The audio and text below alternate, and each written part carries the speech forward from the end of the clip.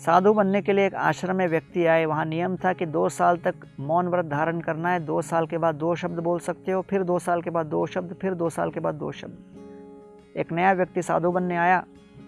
2 साल रहने के बाद उसको अनुमति दी गई कि 2 शब्द बोले।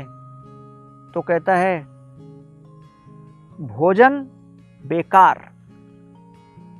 फिर 2 साल निकल गए। फिर उनके गुरुजी ने कहा 2 शब्द बोलो। फिर उसने कहा पलंग बेकार। फिर 2 साल निकल गए। फिर बोला 2 शब्द बोलो। कहता है मैं चला। तो गुरुजी ने कहा आपके पहले के रवैये को देखकर ही मैं समझ गया था तो तुम कुछ समय में निकलने ही वाले हो, इसलिए मुझे कदापि इस बात का आश्चर्य नहीं कि तुम छोड़ के जा रहे हो।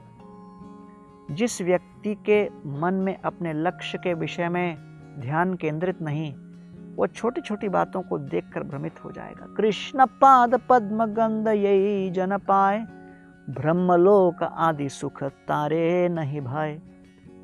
रघुनाथ दास गोस्वामी के विषय में नित्यानंद प्रभु कहते हैं कि निरंतर भगवान श्री कृष्ण के चरण कमलों को सर्वोपरि मानकर, उसको अपने जीवन का ध्येय लक्ष्य मानकर जो व्यक्ति इस जगत के हर प्रकार के दुर्वासना दुर्गंध से मुक्त, रघुनाथ दास गोस्वामी कृष्ण के चरण कमलों की सेवा के सुगंध से ही प्रेरित होकर अपने जीवन में सफलता प्राप्त किए।